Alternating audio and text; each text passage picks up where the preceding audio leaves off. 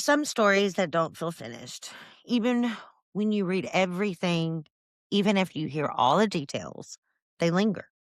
They stay in you quiet moments, late at night, early in the morning, when you find that you should be asleep and resting, but instead it just keeps circling back.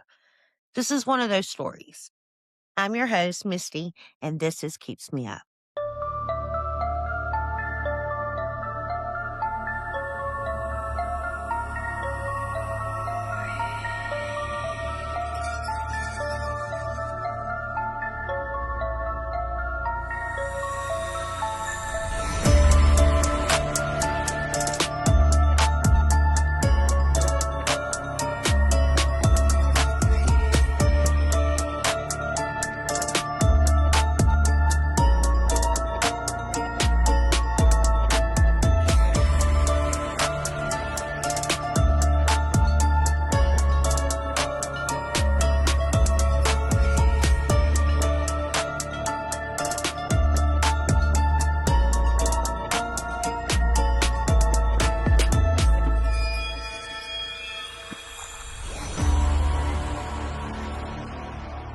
Tonight, I want to talk about Yonni Barrett. And before we go anywhere difficult, before we talk about relationships, warning signs, or loss, I want you to really know who Yonni was because she deserves that. Yonni Barrett was born in Pinehurst, North Carolina on Thanksgiving Day. And there's something about that detail that feels important. Thanksgiving's about family, it's about connection, about gathering together. And that theme, it shows up again and again in Yanni's life. From the very beginning, Yanni was strong willed, not in a way that caused problems, not in a way that pushed people away. She was just sure of herself. She was advanced for her age, alert, curious. She started walking at 9 months old. And when you think about that, how early she was already moving forward, it feels like a quiet reflection of who she became. Yanni didn't wait around for life to happen to her. If you ask her mother to describe her, the words come so easily. She's independent, she's smart, she's beautiful inside and out. And those were the present words of a proud parent. They're consistent with how everyone describes her. Yanni was naturally happy. She loved to joke around. She laughed often and easily. She was the kind of person who could walk into a room and immediately make it feel lighter. She was a social butterfly. At home, Yanni loved dancing with her mom, watching movies together, spending time with friends. She didn't need anything extravagant. She just needed closeness. And family meant absolutely everything to her. Yanni shared a very special bond with her great grandmother, someone her mother describes as her heart. That relationship shaped her deeply. It gave her an old soul quality that people noticed right away. She was thoughtful, empathetic. Oh, she was emotionally aware beyond her years. And Yanni was incredibly talented and intelligent. She was an honor student from elementary school all the way through high school. She was recognized in Who's Who for top scholars. She had goals. She worked towards them. Yanni wanted to become a psychologist.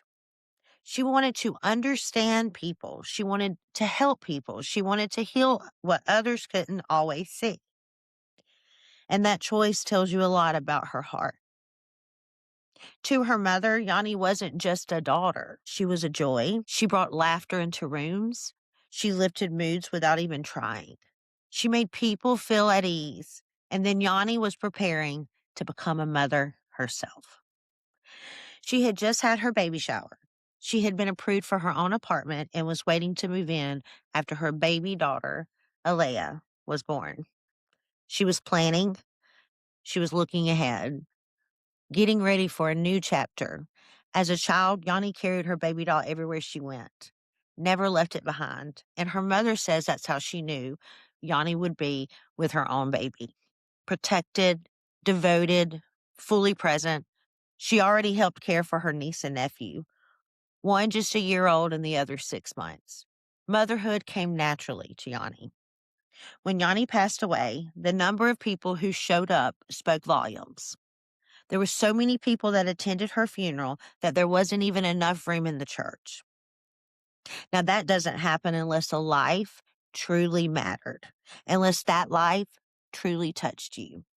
At the time Yanni met Brian, she was living with her mother in Richmond County. She was working part time jobs. She was trying to build something for herself and for her baby. She was just trying to move forward. But her pregnancy was super hard.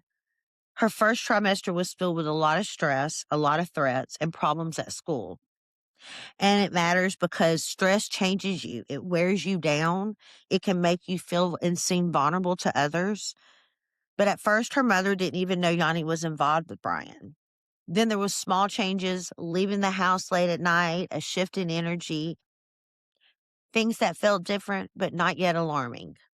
And this is where I want to pause for a moment because this is how so many stories begin, just like this. They don't begin with obvious danger, but with subtle shifts, with distance, with a feeling you can't quite name yet. Tonight, we're going to stop here because before we talk about what went wrong, before we talk about the control, what escalated, and loss, you needed to know who Yanni was. And before I close, there's something else I need to say carefully and honestly. Based on everything that I've reviewed, everything I've learned, and everything that still doesn't sit right with me, I don't believe Brian acted alone. That is my belief. And I'm not saying that lightly either. Too often, stories like this are narrowed down to just one person, one explanation, one convenient ending. And when that happens, we stop asking the harder questions. We stop looking at who else may be involved, who else knew, who else may have ignored. Warning signs played a role that doesn't immediately look obvious. And when we stop asking those questions, that's when the truth stays incomplete. Yanni's story deserves continued scrutiny. It deserves accountability, wherever that may lead. And it deserves people willing to sit with uncomfortable questions instead of rushing past them. And until the full truth is known, this story will continue to keep me up.